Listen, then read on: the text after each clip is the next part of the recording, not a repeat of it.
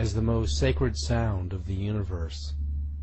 It is a sound that cannot be heard by the human ear, because the human ear only hears between 20 and 20,000 hertz.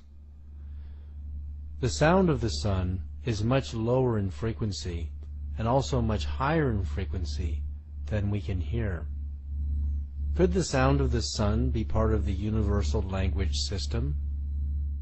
NASA has recorded the actual sound of the sun in deep space and compressed the inaudible waves so that human ears can hear it.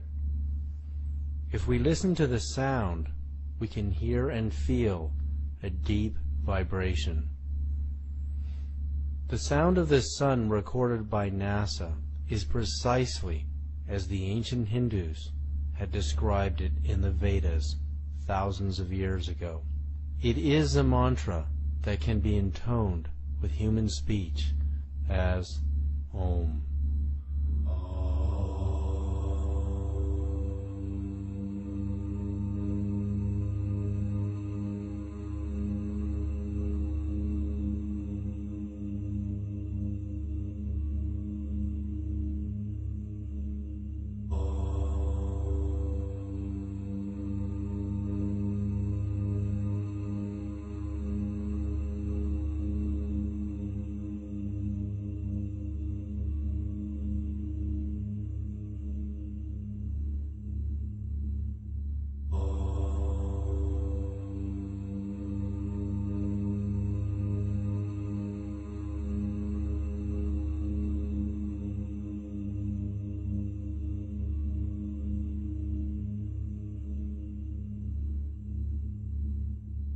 In the 6th century BC, Pythagoras also heard the sound of the sun and described it as a deep resonant hum with higher frequencies blended into it.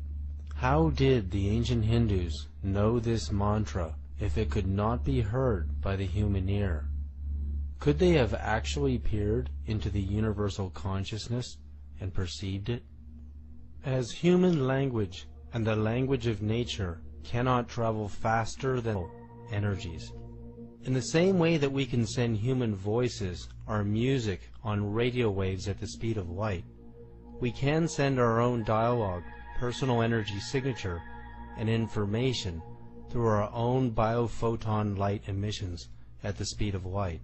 While the speed of light is useful to communicate within the solar system, it cannot take us far beyond it in any reasonable amount of time.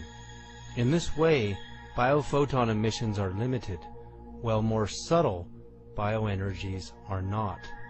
Dr. Tiller's discovery of the psychic force as subtle energies emanating from the human body of consciousness demonstrates how our personal information can travel on subtle energy frequencies at the speed of light squared, cubed, and beyond.